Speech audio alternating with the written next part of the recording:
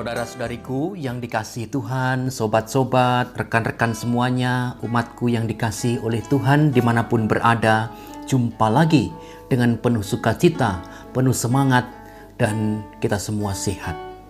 Kita hari ini kembali hendak mendengarkan sabda Tuhan. Semoga menjadi inspirasi bagi hidup kita untuk terus berjuang, untuk terus berziarah, dan kita siapkan hati mendengarkan sabda Tuhan. Saudara-saudariku yang dikasihi Tuhan, hari ini Sabtu 11 September 2021, Pekan Biasa 23. Kita akan mendengarkan Injil Suci menurut Lukas bab 6 ayat 43-49. Yesus menyampaikan wejangan ini kepada murid-muridnya. Tidak ada pohon baik yang menghasilkan buah yang tidak baik, dan tidak ada pula pohon tidak baik yang menghasilkan buah baik. Sebab setiap pohon dikenal dari buahnya. Karena dari semak duri orang tidak memetik buah ara, dan dari duri-duri orang tidak memetik buah anggur. Orang yang baik mengeluarkan barang yang baik dari perbendaharaan hatinya yang baik. Tetapi orang jahat mengeluarkan barang yang jahat dari perbendaharaan hatinya yang jahat. Sebab yang diucapkan mulut meluap dari hati.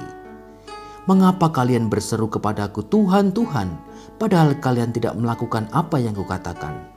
Setiap orang yang datang kepadaku dan mendengarkan sabdaku serta melakukannya, aku menyatakan dengan siapa ia dapat disamakan. Dia itu sama dengan orang yang mendirikan rumah.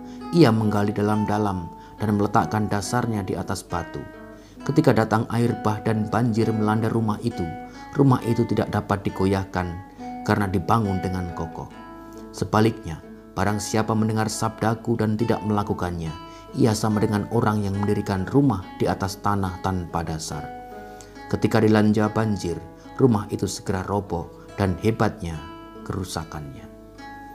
Demikianlah sabda Tuhan. Terpujilah Kristus. Iman tanpa perbuatan adalah mati. Itu kata Rasul Yakobus. Hari ini saudara-saudariku, dalam Injil Yesus memberikan beberapa nasihat.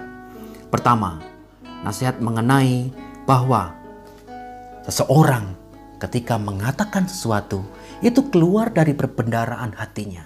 Kalau kata-katanya baik, berarti perbendaharaan dalam hatinya itu juga baik. Kalau orang yang jahat, dari hatinya jahat, dia pasti akan mengeluarkan perbendaharaan yang jahat pula melalui mulut, melalui tindakannya setiap hari. Itu yang pertama. Yang kedua, jika Yesus memberikan nasihat bahwa mengapa begitu banyak orang yang berseru Tuhan, Tuhan, Tuhan, Tuhan dengan caranya masing-masing. Tetapi ternyata dalam hidupnya tidak sesuai dengan apa yang dia doakan. Mungkin ketika dia berdoa, Tuhan, Engkaulah sang sumber damai, berilah kedamaian dalam diriku. Dalam hidup yang nyata setelah berdoa, dia berjumpa dengan saudara-saudarinya yang mungkin menjengkelkan, mungkin membuat dia memang sungguh-sungguh marah. Dia marah, dia tetap membenci. Lalu apa yang membuat dirinya berkembang selain doa-doa tadi? Ternyata memang mengolah hidup, mengolah diri, berani untuk merubah diri, itu memang dibutuhkan dengan doa-doa. Bukan hanya sekedar bahwa kita percaya bahwa Tuhan akan mengubah, tetapi kita pun juga membuka diri untuk mengampuni, membuka diri untuk membawa damai, membuka diri untuk menerima rahmat dari Tuhan. Yang ketiga, sebaliknya, barang siapa mendengar sabdaku dan tidak melakukannya, ia sama dengan orang yang mendirikan rumah di atas tanah tanpa dasar. Di atas tanah tanpa dasar, seumpama seperti itu. Berarti rumahnya tidak kokoh, rumahnya akan goyah dan ambruk. Itulah yang diharapkan oleh Yesus, bahwa iman sebagai orang Kristiani harus berani dengan sungguh semakin memperdalam iman. Dan bukan berhenti di situ. Ketika hati kita, diri kita mengimani, aku percaya akan Allah Bapa yang Maha Kuasa, berarti kita pun memposisikan diri sebagai seorang anak yang sungguh-sungguh percaya kepada Bapa dan dalam hidupnya mengandalkan Tuhan Allah. Ketika percaya kepada Kristus Putra Allah, Dia Sang Juru Selamat yang membawa damai, membawa kasih, membawa pengampunan. Wujudkanlah iman itu dalam tindakanmu yang nyata. Bawalah pengampunan, bukan sebaliknya. Tidak membawa pengampunan, tetapi membawa perpecahan. Kita bisa lihat kok dalam hidup kita dalam menggereja. Apakah seseorang atau umat Allah itu bisa membawa pengampunan, bisa membawa damai? Cirinya jelas.